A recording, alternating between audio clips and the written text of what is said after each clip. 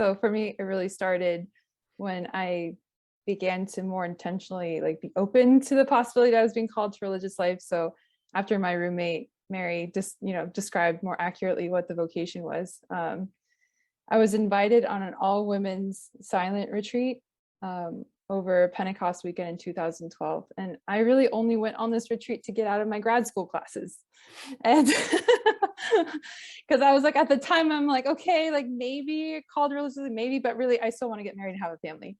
So the idea of going on an all women's silent retreat sounded terrible to me. But then I was also not wanting to go to an 8-hour class, and I could get out of it for religious reasons. So I went, and it was a very Eucharistic centered retreat. And at this time, like, I was, going to adoration more, going to confession more. It's like, God was drawing my heart. But I still didn't think I was actually called to religious life because like there's no way. And so the priest was processing with Jesus in a monstrance. And when he got to me, I just remember like all like the weird, like angsty kind of feelings I was feeling just kind of like went away. And as the priest continued the procession going to each girl, like I just started like looking at the floor, and I was just like, what just happened there? And my spiritual director, who's the priest at the University of Florida, he asked me a question in spiritual direction once that I wasn't able to answer, and it ended up changing my life. So the question he asked me was, what's the deepest desire of your heart?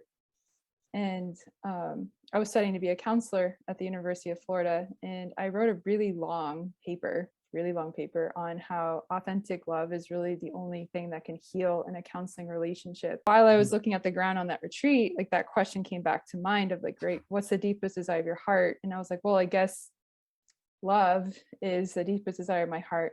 Then I started to hear like interiorly, there was like a very clear voice, like that didn't come from me. And I heard, who is love?